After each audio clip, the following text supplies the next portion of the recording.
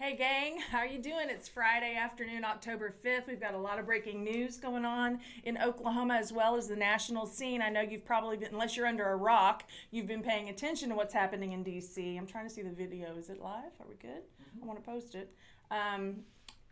So currently, you might have seen Susan Collins today speaking for, I guess it was 45 minutes or so that she spoke on the Senate floor.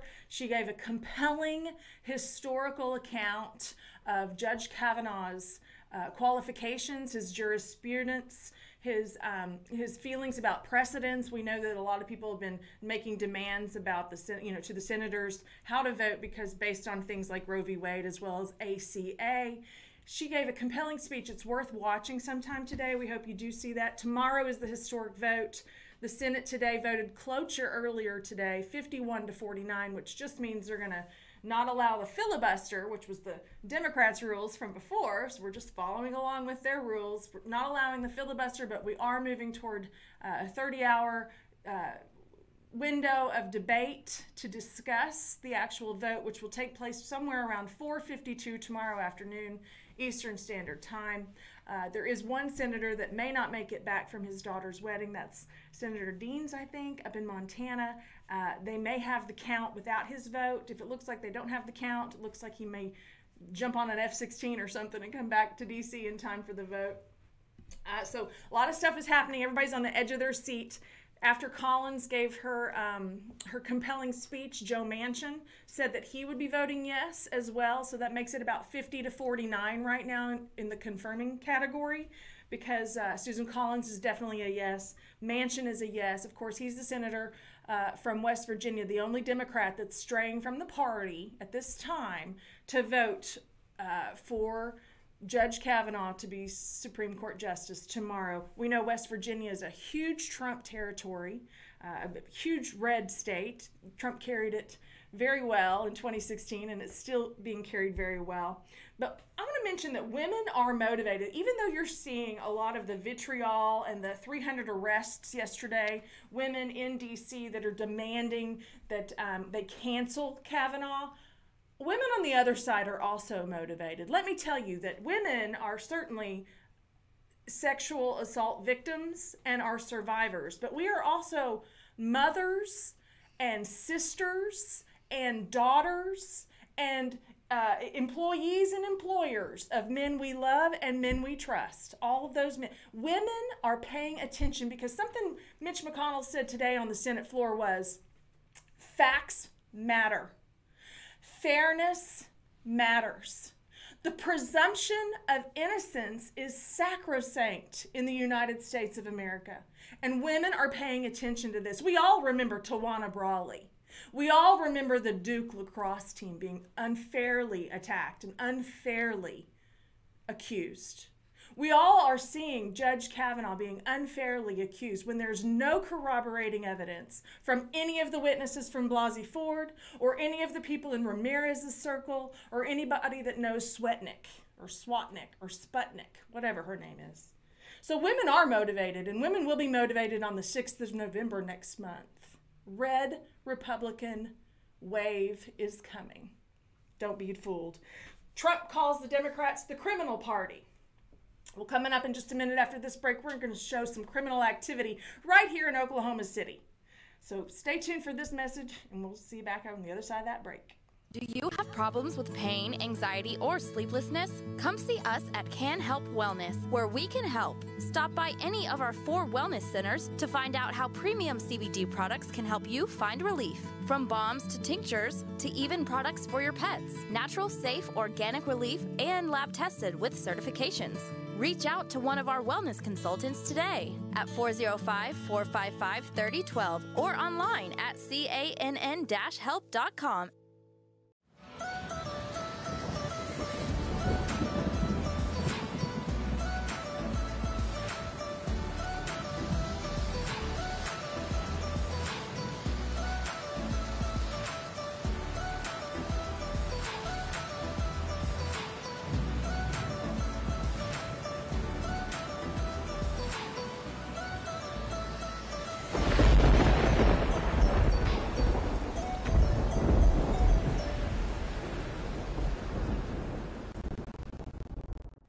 Thanks for staying with us at OTU Media, Oklahoma Taxpayers United, the Bunker.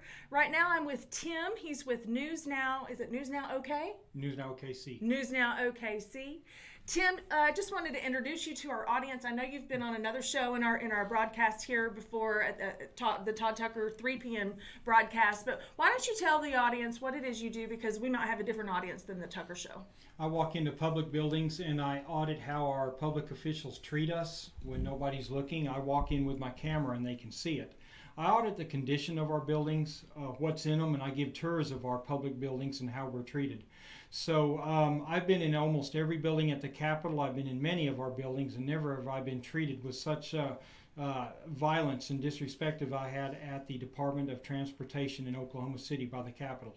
So, of course, he's referring to something that happened this week on Monday. He went into the Department of Transportation, and there was it was kind of a ruckus a little bit, wasn't it? At the end of it, I walked around for 25 minutes and had no issue. I greeted people. They greeted me, asked if they could help. I said, no, I'm fine. I'm just getting video of the building.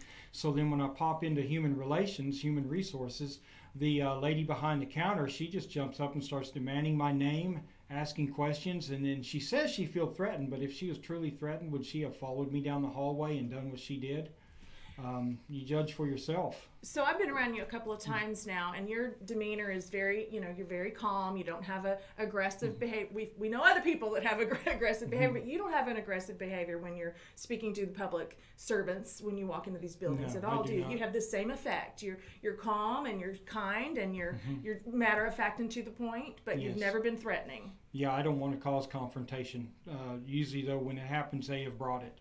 So on Monday, when he was at the Department of Transportation and about to leave the Department of Transportation, you had an issue with actually the security guard and an employee, and we're going to play that for you right now, the last few minutes of that confrontation.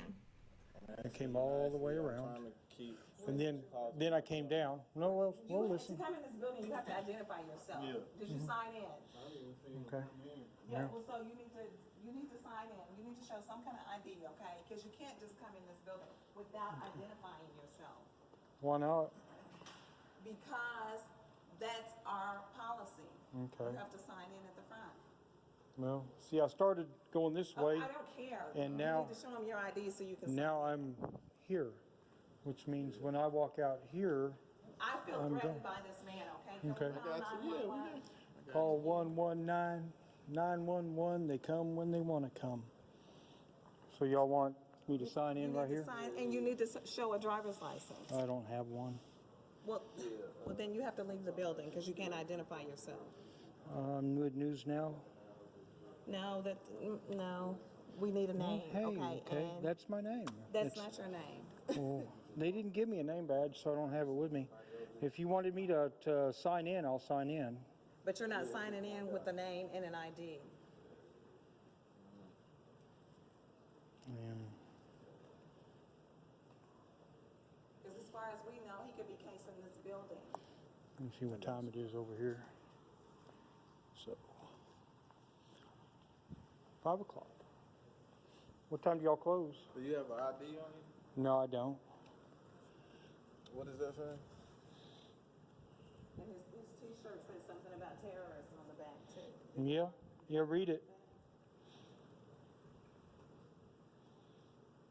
Did you read it?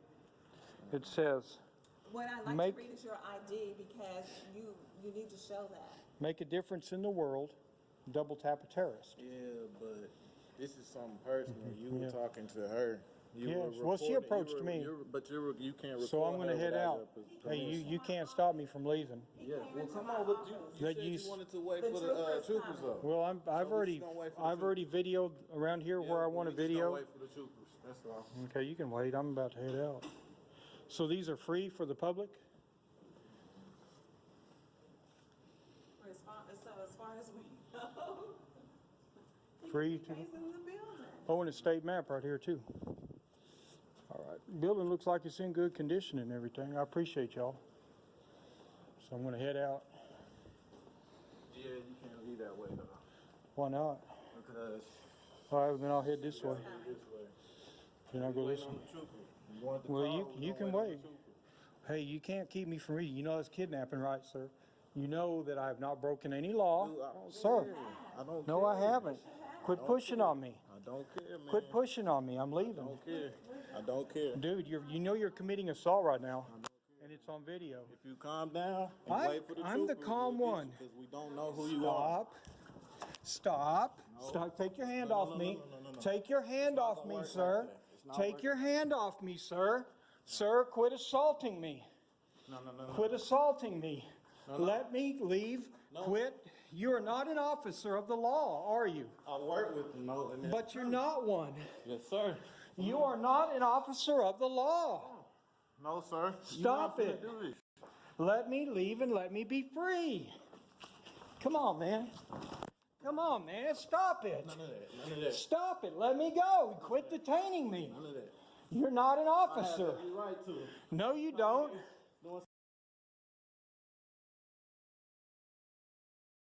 Wow. So, Tim, let me ask you a question. Does a security guard like that have a right to detain you? I don't think they do. I think their job is to report, to observe and report. Now, had I been assaulting another staff member, he could sure jump in and protect them. Right. So, but that was not what was going on. I was just there to tour the building and I wanted to leave. It was time. I had my video. So they got aggravated with you because you didn't show an ID and you didn't give your full name. Is there a law that states to step into a public building such as the DOT that you have to provide such? I don't think so. I want to protect my privacy. These people were not police officers. I did not need to provide them my name out of my privacy rights. And so then they were trying to obstruct your departure. Yes. The woman first, and then she said she was scared of you, or she felt, what was her word? Threatened. She felt threatened in some way, but yet she was the one that was going to obstruct you at first. Then the gentleman jumped in, and it looked like you had a ruckus. What happened in this ruckus? I was just trying to walk out the door, and he come up there and elbowed me and pushed me a little bit and showed me that he wasn't going to let me leave. So I tried to sidestep around him and move around, and he just continuously blocked my path to leaving. If the female that was there, if she really felt threatened, why did she hang around? Why didn't she leave and lock herself in her office and call the police or call for security? And in what way were you threatening? None. I didn't. I did nothing to threaten her. I tried to be nice and polite, and I just was not going to give her my name. She didn't need to know my name. So they damaged you in some way. You had a physical altercation. You want to Yes. show us what took place? Yeah. We're going to show you the Show the pictures here of pictures. what happened right after that. So you're bloody on your forehead, and you've got a bloody nose that's dripping. And then it looks like maybe you've got some elbow stuff you showed me too. Yeah, there's your bloody nose. And so did he pop you with his elbow or with He his slammed fist? me into the glass He doors. slammed you. I Okay. tried to make an exit out of the front doors. I was almost out, and then he just almost full body tackled me and forced me into the frame of the door to keep me from exiting. Okay, so his point to stop you from exiting was because they had called 911 feeling threatened by you, and they didn't want you escaping before the troopers arrived. They thought that they were going to get me arrested. Right, and so what happened when the troopers arrived, anything? After they figured out what was going on, they took my report, took pictures of my injuries, and said they were going to forward it up the chain of command, and there was going to be an investigation. I went back the next day, and he was still working.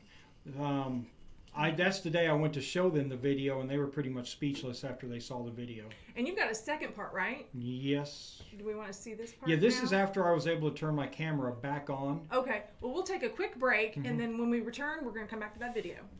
Do you have problems with pain, anxiety, or sleeplessness? Come see us at Can Help Wellness, where we can help. Stop by any of our 4 wellness centers to find out how premium CBD products can help you find relief. From balms to tinctures to even products for your pets. Natural, safe, organic relief and lab tested with certifications. Reach out to one of our wellness consultants today at 405-455-3012 or online at cann-help.com.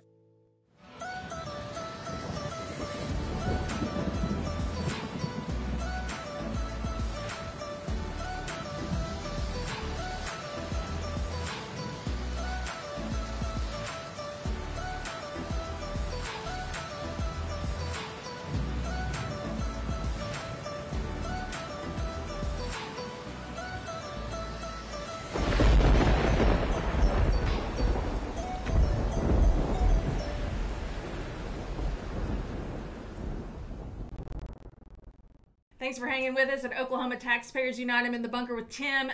Tim, set up this next video that we're going to see the second part.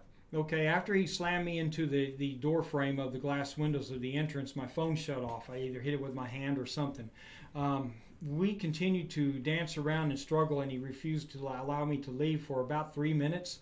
And when I gained my composure and realized that my phone wasn't on, I turned it back on and started videoing what was going on at that point. As you watch this, you'll notice the state troopers do come in and they diffuse the situation and escort me outside and start to interview me. The screen goes white because it didn't adjust very well. The camera didn't adjust from the dark interior of the building to the bright outside. But basically what you're missing is just the picture of the state trooper. And he repeatedly tells me to stop videoing, but I refuse because it's my right. Yeah. And you'll hear the security guard admit, when I told him I've done nothing, he admits and says exactly. Oh, all right, well, let's check this one out. Thank you, Tim.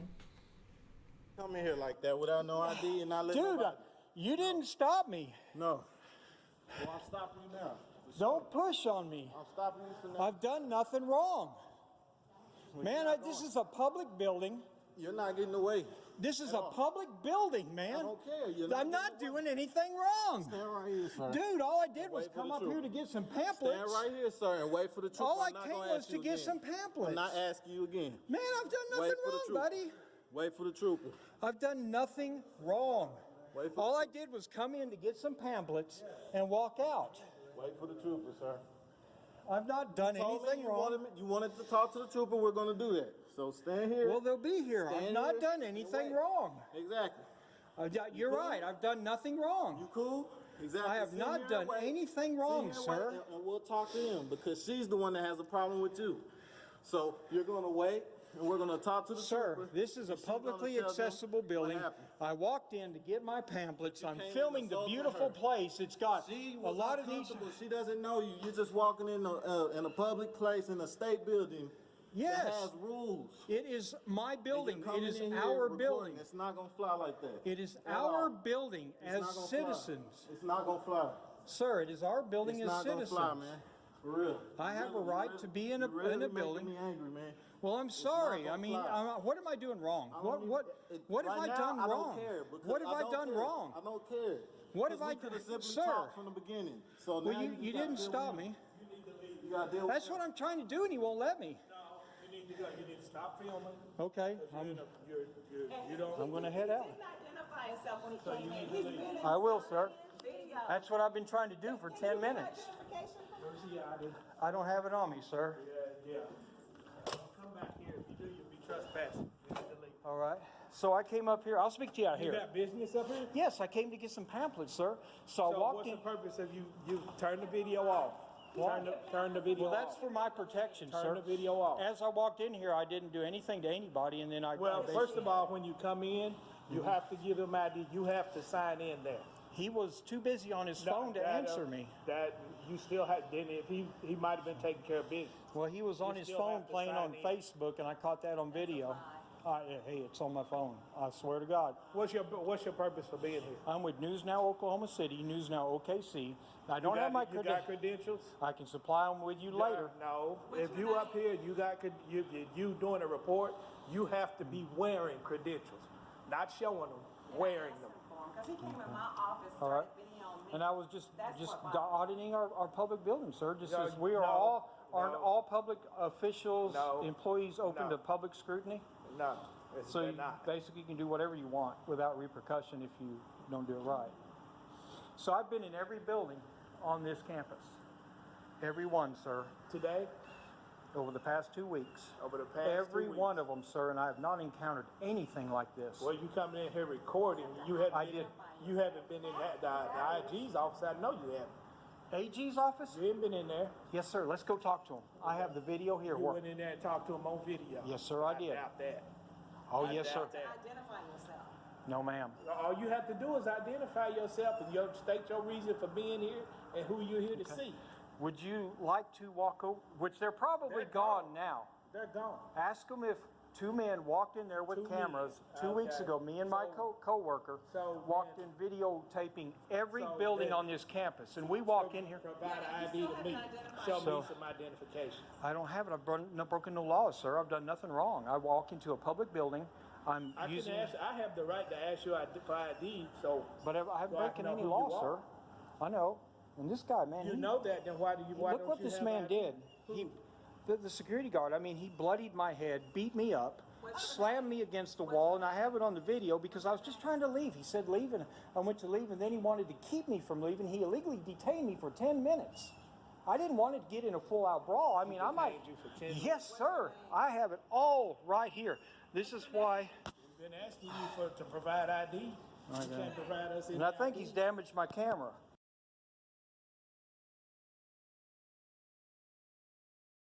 So Tim, was your camera damaged? Is that No, okay? it just Okay. for some reason it wouldn't adjust to the bright light Okay, outside. okay. So what ended up happening with the trooper? What did the trooper tell you?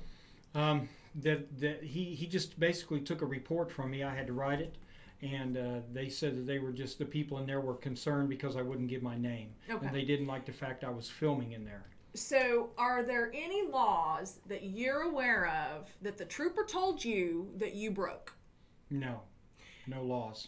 And we witnessed laws being perpetrated upon you. They broke laws to hold you hostage and then obviously physically assault you. Were they given any kind of citation? Not that I'm aware of. No, I don't think so. In fact, he was there the next day sitting at the office, and I was met by about 7 state troopers when I walked in. I gave advance notice, I'm coming to speak with you guys, and there were 7 of them there. I signed in, and we went into a private room, and they all viewed the video, the troopers and the security manager, and they were just about floored.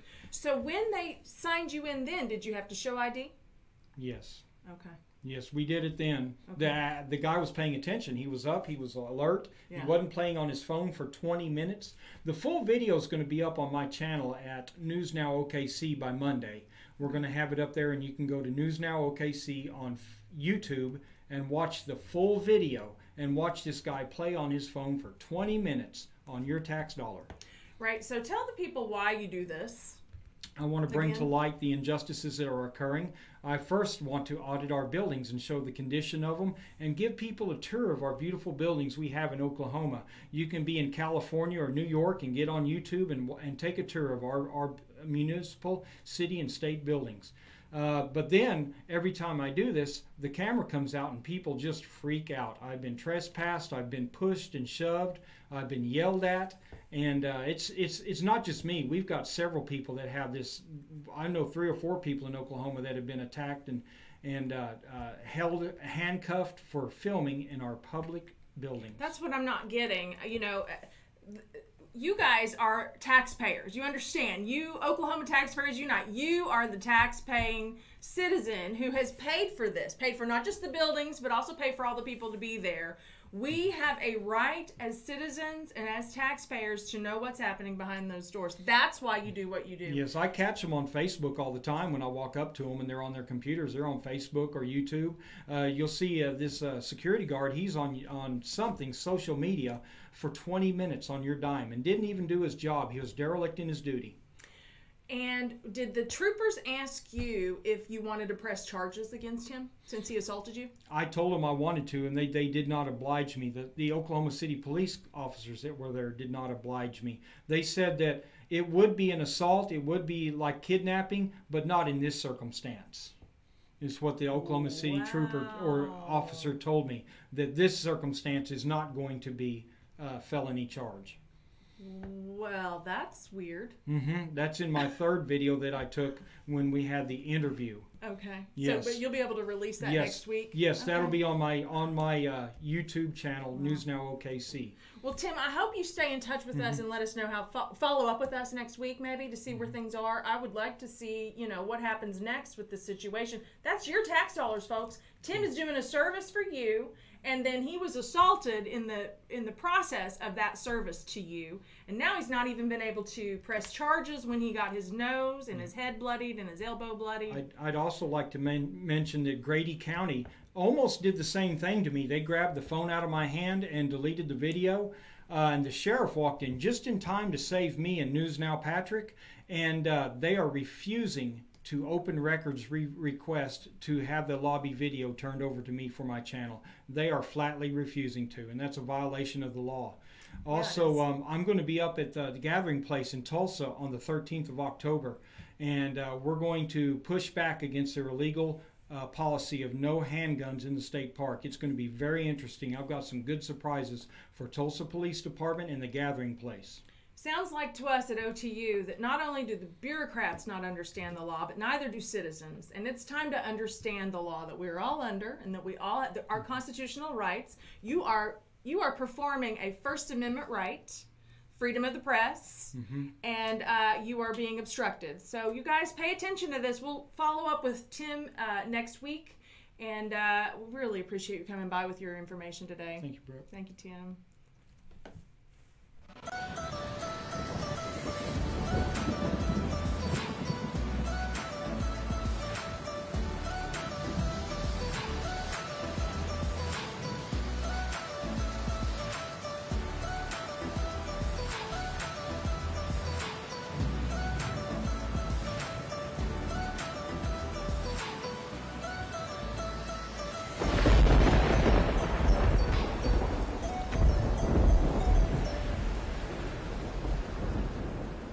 Do you have problems with pain, anxiety, or sleeplessness? Come see us at Can Help Wellness, where we can help. Stop by any of our 4 wellness centers to find out how premium CBD products can help you find relief. From balms to tinctures to even products for your pets. Natural, safe, organic relief and lab tested with certifications.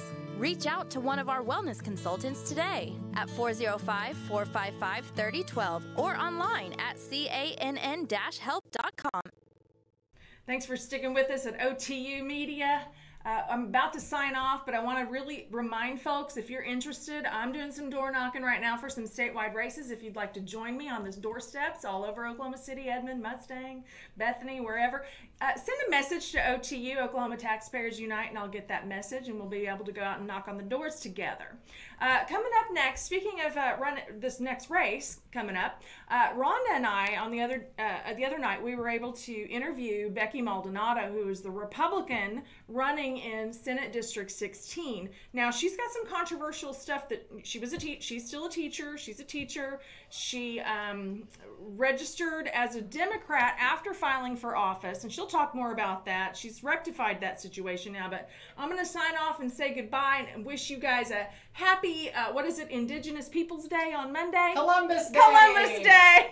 I don't care what they call it, but happy day off on Monday if you're a federal or a state employee. You guys enjoy your weekend. Go Sooners, Boomer Sooners, down with Texas. We love you guys. We'll see you on, well, I don't think we're going to do a show on Monday since everybody's off. Probably not. We'll okay, see. So we'll see you on Wednesday next week from OTU Media. God bless you guys. Bye-bye. I'd like to welcome Becky Maldonado. Did I say that right? That's correct. Oh, very good. Right. Very good. Becky Maldonado. Becky is running for State Senate, District 16. That's correct. Down in Cleveland County. And I had mentioned you last week on Fox. Yes, you real did. briefly, when I was talking about party issues that we're having in the state of Oklahoma. And you reached out to me very graciously. I appreciate that. And said, hey, maybe you should learn something about me. And that's why we're here today. We want to learn something about Becky. So, Becky, tell us a little bit, the elevator speech, the real quick, what do you do on the doorsteps for your campaign? Well, basically, I am promoting that we need a voice for the people in there. Okay. No.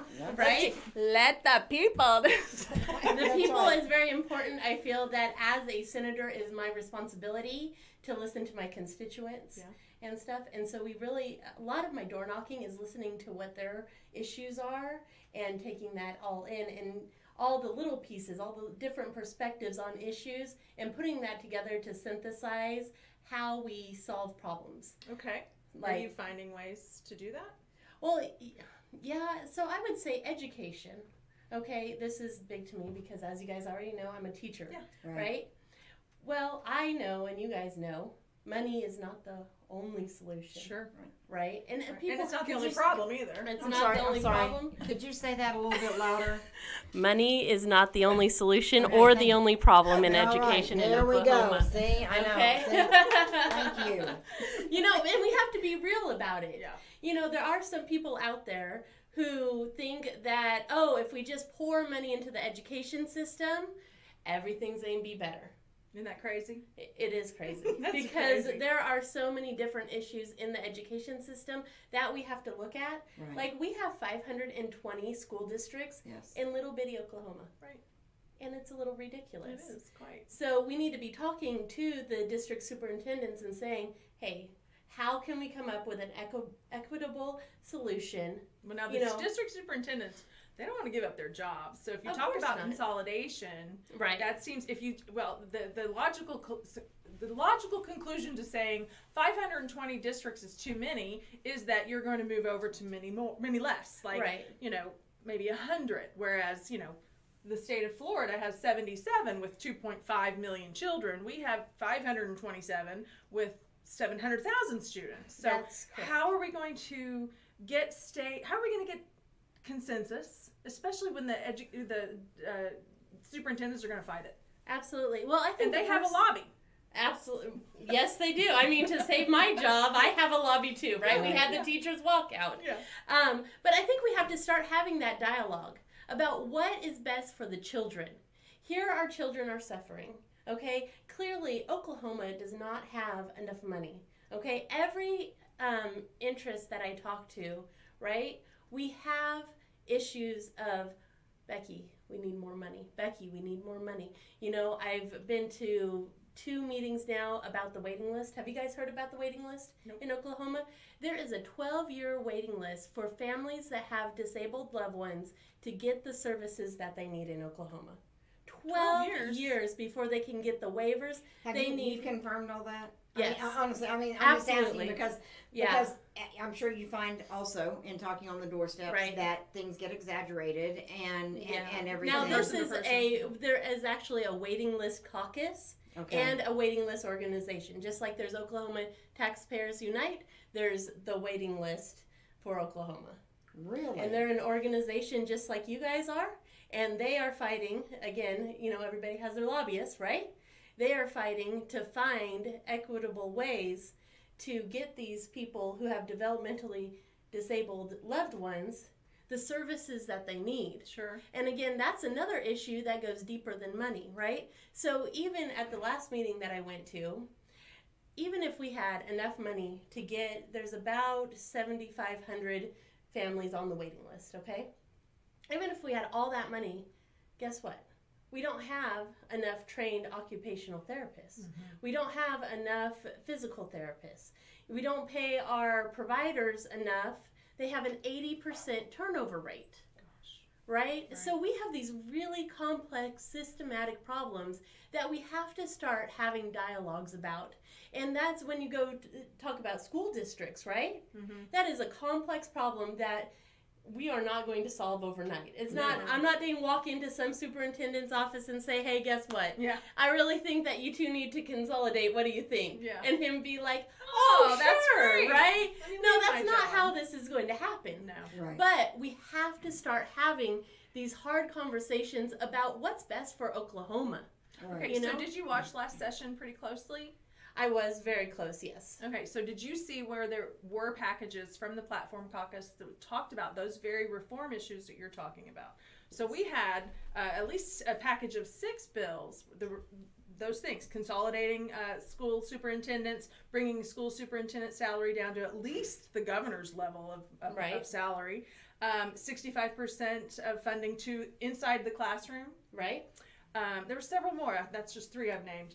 Yeah, I can't think of. I mean, But it's been a those were long day. important reform bills. So when you say you want to have the conversation's been going on for a long time. But leadership has stopped it from getting to the floor. Right. How are you going to push through that wall and get those things? Because here's the thing: nobody wants to give up their money. Nobody wants to give up their Absolutely piece of not, the pie. no. Superintendents don't want their salaries to go down to the governor's salary because some of them are making $400,000. Tulsa. Yeah, Deborah Gist. Deborah Gist, almost 400,000. They don't want those things, so they're going to fight and push back. As a legislator, as a senator, Right. what are you going to do? Well, and this is how I see. I used to lobby when I lived in California, and I see lobbying as a two-way conversation. So as a senator, it is my job and my responsibility, whether you're talking about oil and gas or even superintendents, whoever it might be, is to talk to them about again, what's best for our children. And I know that these superintendents want what's best for our children, but sometimes it's really hard to realize, wow, maybe I'm the problem. Oh, girl, they are not gonna, girl. Have you talked? Do you have an opponent? I do. Okay. Yep. I just want to know, do you have an opponent? Because no, I mean, it's an unpopular, it's unpopular with the education industry in the state of Oklahoma to want to consolidate, and we're not even asking for consolidation of schools, no. Right, or even districts. Consolidation of the superintendents and the administration. And while you're talking, you were talking about the students with special needs or the children with special needs,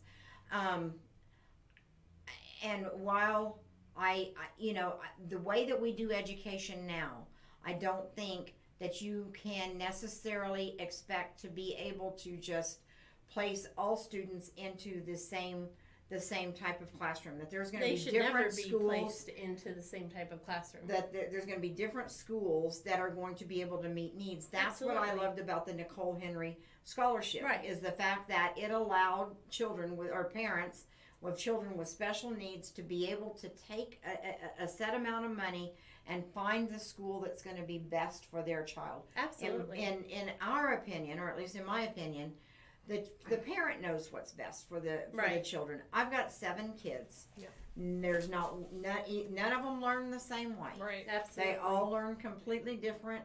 Where one can just breeze through, the another one's going to have to read it, write it, and hear it. Absolutely. So one does well on standardized tests. Another one just freaks out at standardized tests. It's like, oh, I've only got 45 minutes to answer 60 questions. I'll never do it, And so it freaks them out. So I think that part of the reform that we've got to look at is also reform on the whole process of education, as far as what parents are going to have a right to do, whether it's the savings accounts, which I think is the best thing to do. Okay. I personally think that money should follow the child. And I don't know where you feel on, where you stand on issues like that. Well, right now, school vouchers are only for special ed and foster children. Mm-hmm. And I have a son who is special ed. He's 14 years old. Now, I haven't used a voucher on him. I mean, we've had our ups and our downs in the public school system, right? Sure. But really, we've been able to work through those problems, whether it's my son needing to get his act together, right? Yeah. Right. Okay, it's not, but also sometimes it's the teacher not allowing him to use his coping skills. Right. And so I understand the stresses, right? And I don't think that right now we should get rid of that. Mm-hmm. I've been criticized because when I'm a public school teacher and I say the voucher system as it is right now it works. Yeah. It's fine. If special ed kids need a specialized place, right? Mm-hmm. Like there's Good Shepherd in OKC that has a specialized program for autism. Yeah. By all means, because right now we don't have the money in the public school system to meet the needs of all of our kids. And that's the diversity of them. And so, when we have, unfortunately, we have high needs, special needs kids, right? Mm-hmm. Well, the low needs, special needs kids are in the general population, mm-hmm. but because of overcrowding in the classroom, we can't meet their needs either. Mm-hmm. So when you have, 40 kids in a classroom and you have to differentiate instruction, right, for 2 or 3 of them, and they actually need more hands-on help, right? As a general teacher, I cannot, right? I mean, I can try my best, of course, okay? Mm-hmm. But you can't meet all the needs of that child. No. Now, if my goal would be over the next 12 years to get down classroom sizes down to anywhere between 20 and 25 students. Mm-hmm. Then that is a reasonable expectation that the teachers can meet the needs of all the students. Mm-hmm. But when you have, 35 to 40 kids in a classroom, it is not a reasonable expectation for them to be able to do their jobs and to meet the needs of all the kids, which is a problem because that is what hinders our education system and our kids from learning. So how prevalent is a 35 to 40 class? When I used to work at a traditional school, because right now I'm at an alternative school, it was extremely prevalent all the time. Now I've heard 30. I've heard 30, and I've never heard 40. I mean, that seems like Excessive. College. Yeah. Well, when I used to work at, and I'll throw the name out there, Capitol Hill High School. Sure. Okay. I used to teach algebra enhancement, and I taught 6 classes, and I had 200 kids total.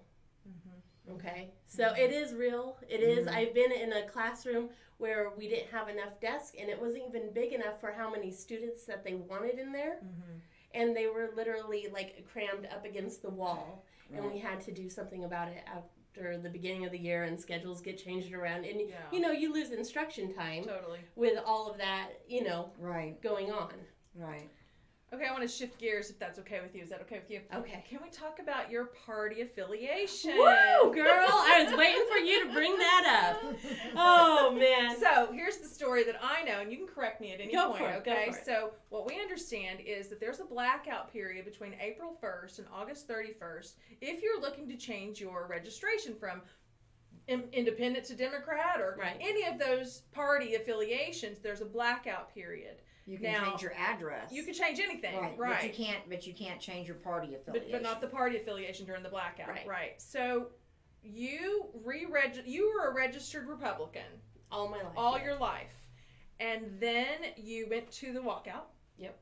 And you were very involved in the daily goings on for 2 weeks. Were you there for the full 2 weeks? Every day. And during that time, you got encouraged and maybe inspired to run for office. Yes. Is that so? Yeah. Did someone ask you to run for office? No, nobody asked me to run for office. So you were inspired by what you witnessed. Was it out of anger, or was it out of frustration, or was it out of feeling sorry for these legislators? What made you make? I don't think feeling sorry. I don't think sorry is the word for it. But really, talking to them, they seem so disconnected to what we are facing as regular, normal Oklahomans. Yeah. You know? And you talked to all of them. You didn't just talk to your No, I reps. talked to all of them. Yeah, I went around all 9 days. Me and a friend who's also a teacher, we went around and made sure that we talked to every single legislator, excuse me, if you're possible. Not the only one. Yeah, It's it like, all just okay, blends it's like- together. We know what we're talking about here. So here's the question too: do you pay dues to an organization for the teacher lobby? Do you pay dues to any You mean organization? a union? Mm-hmm. Yes. Oh, girl, we can use that word. That's fine. Yes, You do. I do. So I am a part of American Federation of AFT, Teachers. okay. AFT, right? Right. Okay. So the reason that unions are so important, especially in education, is not just the lobbying part, but they are the ones who, if our administrators are maybe having a bad week, a bad year, a bad decade, just have some problems, and they take it out on us, right? They can defend us. The district wants to come up with But policies. how often does that happen? Because it's my understanding that you don't get a whole lot of support even from the unions and stuff when it comes. I don't know about AFT. I've heard OEA has dropped when it the ball. comes time to support your teachers against something that may be going on within the classrooms, because I'm hearing that teachers are pretty scared to do or say anything because they fear the administration and the repercussions that come from. Well, even using the taking a union, stand. they're very afraid of it. But just recently, just this last week, I've had to use the union because my principal, I had to take 2 days off, and he didn't think that I should take those 2 days off. And so he actually denied trying to pay me for those 2 days. Wow. And I called up. When I you had them. leave, You have them, right? Mm-hmm.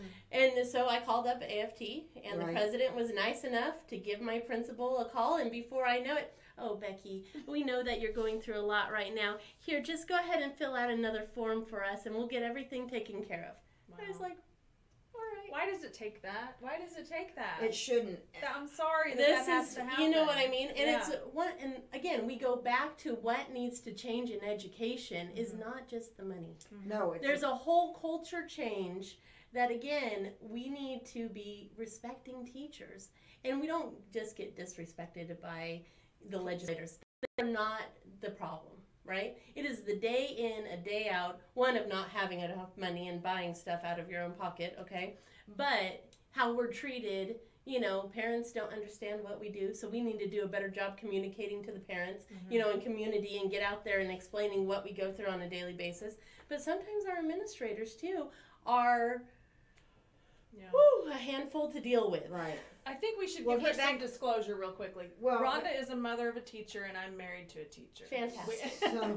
Just wanted you to know. Right, We feel your pain. We get it. And that's what we're trying to get a grasp on it, but we're also trying to let teachers know that, number one, you know, already, and you're going to find this if you get into the legislature, 53% of the budget, appropriated budget, goes to education. Right. And that includes, and we know that includes higher education and technical colleges and all of that. Now, I'm very pleased to see that OU is doing its own house cleaning. Finally. And saying, okay, there's lots of waste, there's lots of abuse, there's this, there's that.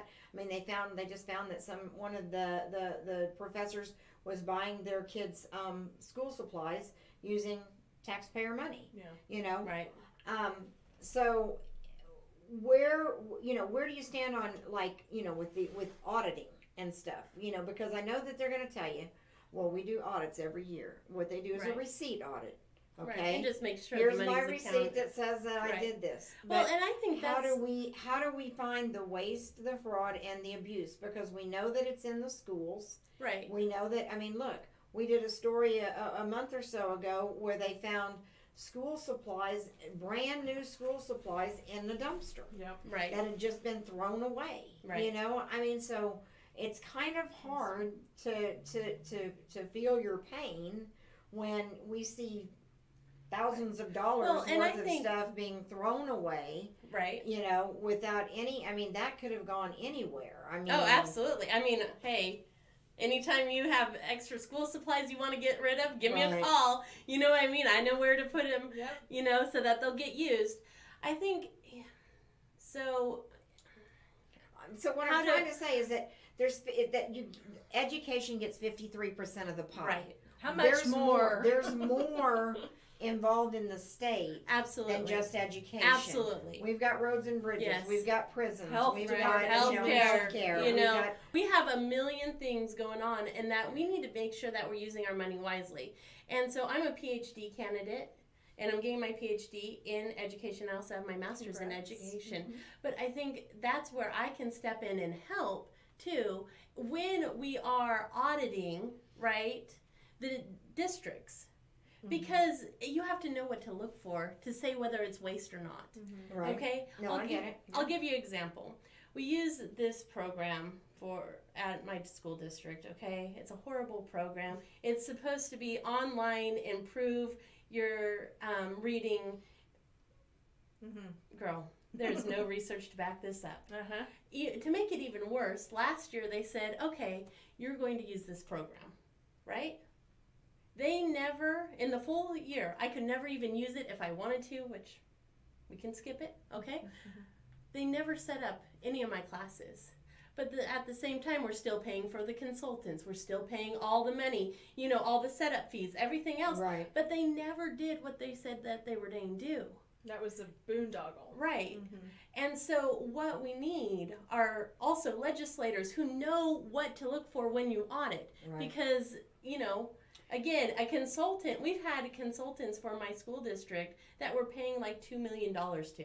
Right. And all the teachers are going, that was somebody's best friend. Right, I'm all, wow, I don't know why she's here. You know what I mean? So it's being able to know what you're auditing for. And I think that's what a lot of teachers are afraid of when people talk about needing to audit the system, is who's coming in there to audit, and do they actually know what they're looking for, because we don't want, there are good programs, right, that we want to keep in place. Right. And then there's the wasteful ones that are not research-based, and they're just out there because they're selling a product, and some person said, oh, it's a help reading. Okay, we got horrible reading skills. Right. Let's go buy this.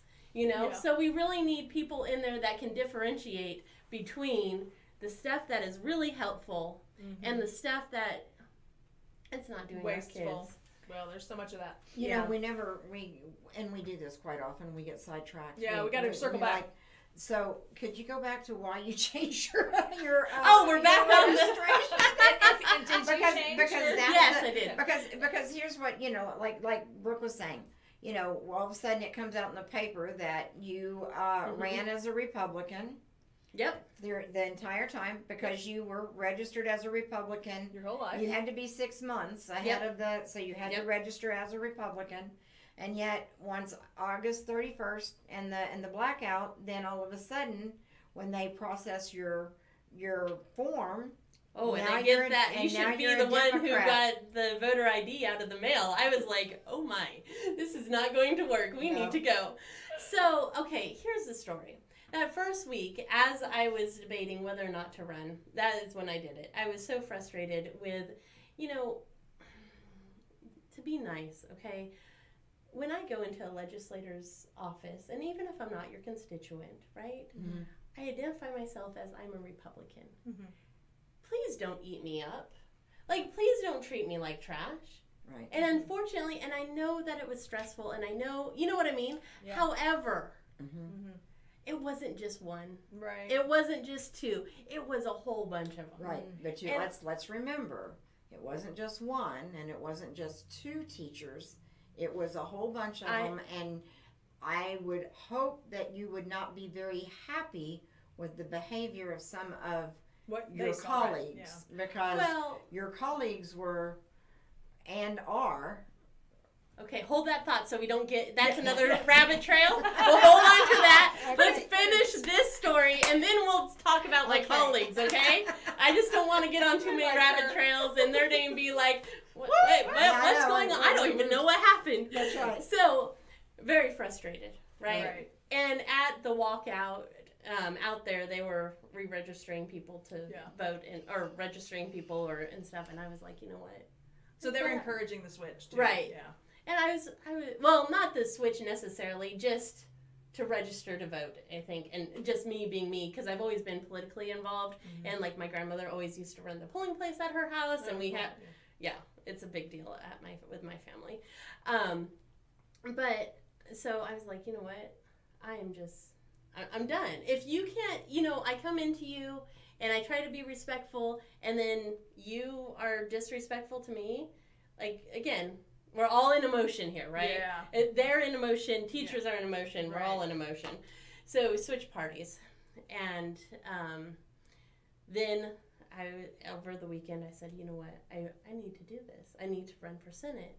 And so I'm reading this stuff, and I'm like, okay, well, I'm running as a Republican, obviously. Okay, here we go. And then about mid-April, I got a note about the blackout period, and I said, okay, well, no problem, right? Thinking it would go away? Thinking it would go away. Who knows what I was thinking there? I was trying to get into the swing of becoming a politician. You know what I mean? Sure. Yeah, and then the first week of September, I went and got the mail, and I pulled out my voter ID card from the mail, and I was like, oh my gosh. And I literally went straight from the mailbox to the Cleveland County Election Board, and I'm like, we need to fix this now. Yeah. Like, not tomorrow. It needs to be done now. Well, meanwhile, I have somebody who loves me so much that they think that they need to publicize everything of mine. And so thank you to that person. I don't know who that person is, but, you know, then I get a call from the Oklahoman. Oh, yeah. And then I get a call from Norman Transcript, all in the same day. And I'm like, you're popular. Well, here we go. Here's the story, you know? And so it really is, it was interesting. So you're the Republican nominee now, and you've switched back to the Republican Party. Yeah. Okay. Yeah. So you just deviated for a little while, right? Like 2 days. I mean, I was a Democrat for 2 days. Woohoo! But to me, what's important is what does being a Republican mean to you? Right. Ooh, that's a good question.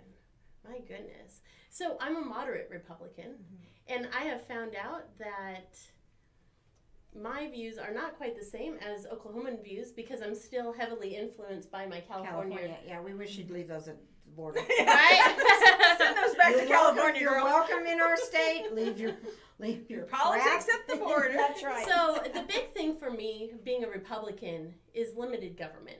I really feel that government gets too big, it can be used as a weapon of oppression. And I'm very, very, very, very strong on that. I also think to help somebody out, you don't have to go through the government, right? Like, if you want to help the schools out, by all means. By all means, pick But a, you know what? go to Walmart and get some school supplies. But we too walked the halls and spoke to teachers. Right? And I mentioned that because we talked about, let's see if we can get corporate sponsors. Right. Absolutely. If a school We were says interested it in has a bringing that need, together. if Right. a school says, I need chairs, we should be able to go to a business and say, hey, look, this school needs some chairs. Would you donate those chairs to that school? I agree with you. Absolutely. That's ownership But do in the you know- community. Yeah, But Do let you me know tell you that something. they said our school board won't allow that. Our school board will not allow that because our superintendents believe that it is the government's responsibility to take care of it. Well, they have certain funds, Right, and those right. funds are dedicated to certain things. And Right. if there was somehow now a business is coming in and taking care of those needs that you mentioned, then Right. those funds will dry will up be because you won't need them. Right. So I think, again, that's Government. where we need to have the conversation. Right. Again, is instead of just saying, oh, here, by the way, are 20 desks, right? Like, I don't even use desks in my room. I use tables. So I'd be Right. like, I'm Thanks, but sorry, no thanks. I don't Yeah. know but why I you mean, bought this. but I would want them to buy what you needed, Yeah, not just willy nilly Leftover say, stuff. you know, No. here's we're gonna go on Amazon and find you 20 desks. Right. You know, right, I mean, absolutely. it would be what your need would be. Yeah. But I think that you see, look at Sonic. Sonic's doing limeades for Oh, yeah, through Donors Choose. Right. Well, the limeades thing, and then they also, do you guys know what Donors Choose is? Yeah. Oh, Absolutely. it's It's amazing. awesome. I love, you don't know what Donors I Choose don't. is? Pretty cool. Oh my gosh. So it's an amazing website that teachers can go and they can select anything that they need, and then it's open to the public, and you can make a donation. And your donation doesn't go through until it's fully funded. Okay. So like if you donate $25 to a $400 project, right. well then it It's just gonna is be what a it while, is. It's right. you Mayor didn't Holt wait. was talking about You this know, a couple and then months if ago. it expires, then you just don't pay the $25 and it doesn't get funded. Right. But Sonic is huge. They went through and funded all the Oklahoma projects on Donors Choose yesterday. Oh, Our wow. librarian got 4 of her Donors Choose projects That's funded awesome. through Sonic. Right. That's amazing. So it, you know, and that's how how it should be. exactly. Well, then you own it. Then it's Then it's part that of your, ownership. it's part of your Absolutely. community and Right. stuff.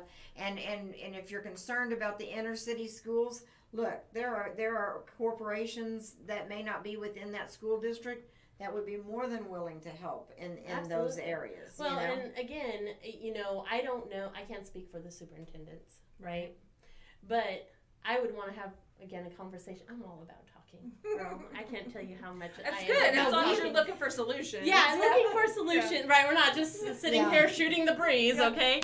But to figure out, okay, so you don't want us donating chairs but how can corporations, because they know the big picture, we don't, even as a teacher, I don't know the big picture, Sure. right? Or sitting down with the CFOs and saying, where do you guys need help, right? How can we help you without hurting you? Right. And I think that school funding is such a complex issue. Going back to vouchers, right? There's this movement saying that vouchers take away money from schools. Yes, we hear that all the time. Right? It is not true. Right. Right. We get paid on attendance. Yep. Right? So whether that kid went to this school over here Right. with voucher money or with private money, right? It's no skin off your nose. It will never be, that money wouldn't have gone to the public school anyways. We hear Because that it's nonstop. all about attendance. And that's why, you know, we need our kids in school. And That's why why you you haven't. can't suspend them. That's why you can't expel them. That's Right? why you can't do anything beyond pretty much lunch detention. Yeah, well, we do have ISS, but that's ineffective. That's in-school suspension. Oh, yeah. I went through a time or two myself. Right? and all they do is sleep. No, I was the good old days. They just sent us home. They sent for a you couple home? of days. No.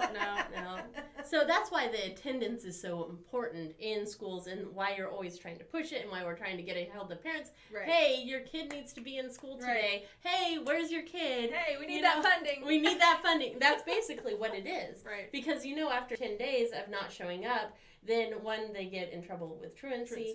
Right? But they fall off of our rolls. Mm-hmm. And so now we're no longer getting funding for that child. At all, even if they come back? Well, then they have to come back and re-enroll and do the whole thing again, but for whatever gap, and that could be. See, there's too many way rules. crazy. Right. That's federal. There's just too much that goes on, and in fact, I wish that we could do a study to see what it costs for us to accept 8% in federal funding, because pretty much that's about all that federal funding does is about 8%. But yet it dictates 100%. It does. That goes to the standardized testing, which is horrible for children, yes, by the way. I am anti-standardized testing, But the thing that's the most important that helps is paying for food. Title I funds that pay for our students' lunches. Are you teaching now in Oklahoma City? I do. You were. Yeah, I do. Are now. Yeah, okay. yeah. Okay. And you said you teach ninth grade? 9th through 12th grade. I teach at Emerson Alternative High School. What do you teach? I teach English. Oh, that's why we're talking about reading in books. Yeah, sure. Right? Well, that's what my daughter teaches. Oh, and really? She teaches, she teaches 9th grade in Oklahoma Public Schools. Great. 9th through 12th, like you said. Yeah. It's been an eye opener for her. Yeah. It really has. It's a whole different, like I live in Noble, right? Mm-hmm. Life in Noble is much different than life in OKC. Sure. Yes, it is. It is two different, and if people haven't gotten a chance to experience that, I would, they might want to volunteer. Of course, you have to do a background check and all that other stuff before you can volunteer. But to really volunteer with the schools and to see what our students are going through on a daily basis. Yeah. And, you talk about one of your platforms here is criminal justice system reform. Yeah. Because I work at an alternative school, about, I would say, 80% of my students have at least one parent incarcerated. Mm-hmm. And they have been incarcerated. We have students that have been incarcerated themselves. Wow, right. Yeah. That's what my husband taught in inner city. Yeah. High school, same thing. I mean, 53% on track to graduate. Yeah, if that. That we're doing good with 53%. I'm like, yes. We are on accelerated schedule. So that means, and this is what makes it even more difficult when you go to an alternative school, is that 1 quarter for traditional school is 1 semester for us. Okay. So they just did in 8 weeks what a student normally does in 12 weeks or 16 weeks. Yeah. Wow. Yeah, and they're already behind because we're trying to give them credit recovery, but they don't have the study skills, the personal skills, that you need to be successful. So it's a interesting mix there. Let's kind of wrap it up because I think we've gone a little bit long. I've enjoyed it. It's been great. It has been great. If you had a magic wand and you could wave it over the education system, and what is the number one thing that you would like to see happen? Lowering class sizes. That affects the students and the teachers the most. Yeah. Part of the reason that the class sizes aren't lowered is because of the number of teachers and the shortage of teachers. But that's not just in Oklahoma. Yeah, it's everywhere. And when you start looking at, and this is what's frustrating to me as a taxpayer, when I start looking at Tulsa public schools and I see that you got to go through 35 pages of administration and superintendents and assistant superintendents before you get to the teachers. Yeah. That's a problem to me. Absolutely. And especially when they're non-performing, when they're not doing, the kids aren't getting what they need. And so I would really like to see options. Not all kids learn the same. Right. Some kids need to go and learn a trade. Right. Some kids, not everybody's going to be college ready. Because not everybody's going to be college and material. We have VOTEC is amazing in Oklahoma. Yeah. So it's really, I mean, if students aren't taking advantage of VOTEC, they really need to, because that is the best way. You know, even if you're going to do something, a trade, while you go to school. Right. Exactly. I mean, go to college, heck, be debt-free and have a good job, and imagine that. Well, I'll tell you what, just real quickly. Yeah. I know a hairdresser. She went to the technical school, and so she was able to get through it a lot faster than you can just going to a regular beauty school. Right. Of course, it costs a whole lot less. Right. And she works for Ulta. She is about to have 10 years at Ulta. She gets 4 weeks vacation. Nice. She makes a good pay. Plus, she gets tips. Yeah. And you know, not everybody is ready. No, we've got to have more tech people in there.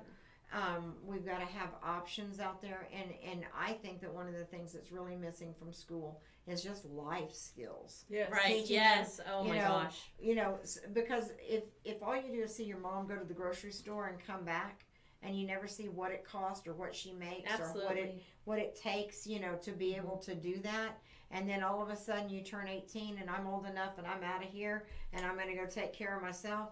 And then they end up in trouble because they can't take care of themselves because they're not trained properly. Absolutely. And I know that is a lot of a parent's responsibility, but as we're seeing that parents are abdicating a lot more of their responsibilities and placing it on teachers. Yes. And we recognize that. You're not babysitters. You should never be a babysitter. Right. You know. But I just think that the more that we see that you're being I can't even think. I lost my train of thought again. Dang it. Well, I think it's important that you know that we support you. You're the Republican on the ticket, and we would have done that even if you were still a Democrat because you were the Republican on the ticket. But no, and it's really a funny story. It is. It is absolutely. It's a funny story. I'd love to talk to you after the elections. You're gonna have to vote for a speaker. Okay. Yeah. And I would like to she's in the Senate, but you'll still have to vote for pro tem. And so that's true. I forgot about that. Mm-hmm. But yeah, I mean, that's very important because one of the things that has really handicapped education the past 10 years has been the inability to get good legislation out of committee and onto the floor for a vote. And I am glad that you said that and not me, because I do feel the same way, and I have gotten in trouble for speaking out about that. Yeah. But we do, and you know, I've looked at some of the legislation that's been killed in committees and stuff, and I'm like, this is good. Mm-hmm. Yeah. This is good stuff. Why? And we don't need to go into why. Well, but you know what I mean? Yeah. I think that we really need, again, we need to go into whether you're talking about education or legislature, what is the best for our kids? Mm-hmm. If we ask ourselves that every time we make a decision, regardless of, you know, what, you know, even if it's criminal justice reform or healthcare, anything like that. If you say, what is the best for our kids? The future of Oklahoma, I think, will always come out on top. Right. Yeah. My thing is, like you say, money's not just the answer. Right. No, it's not the personal answer. responsibility. Yeah. There's accountability. And in my opinion, some kids don't belong in school. Well. So. Probably they do until a certain age. Until a certain age. Until a certain age. And then I'll let you can clarify that later. I'm like, did you see her? She was like, what?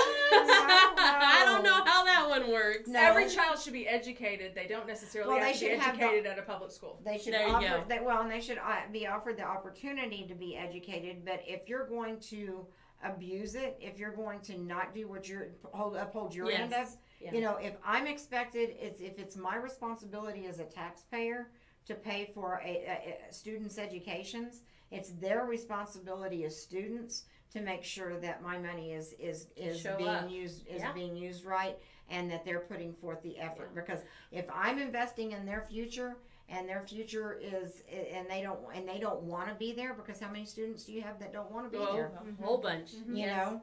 And so is really making them be there. Right. And I think we have tried at my school at least to start promoting more civics, more government, because our students really do not understand how this works. Teachers didn't understand it. Well, that's true too, which that surprises me. They had no idea. Well, they've come out of liberal universities. No, hey, I've gone to a liberal university. I'm still here as a Republican. Yes. Almost. Yeah. You know? Close. Skating on the edge. Skating on the edge, but well, still Becky, here. we thank you so much. Thank and we you so look forward much. to having future conversations with you. Because, Absolutely. This is the way that we get things accomplished, is by having an open dialogue with one another. Yes. So that we, because if I can't hear what you're saying, you're not going to ever have the opportunity to hear what I have to say either. Absolutely. And it's, we do realize that life takes compromise. And we know what our limits are on compromise. Right. And we hope that you win, and we will talk with you a lot when you win. But if you don't happen to win, not that we want you to not win, we want you to win. But if you don't win, we want this conversation to carry on, because it's important to hear from And I'm still teachers. going to, even if I don't win, I'm going to stay involved, because again, this is really important to me. Yeah. And so, the future of Oklahoma is something definitely that we need to have conversations about, and we need to invest in, not just through the government. And when I, you know what I mean? When I say that, it's, we're not just talking about government, we're talking about change of culture. Yes. You know what I mean? Community, rebuilding it. That's going to take a concentrated effort, is to change the culture. Yes. For sure. For sure. Well, thank you so Thank much. you, We guys. appreciate you very much. Thank you. Thanks, Rusty.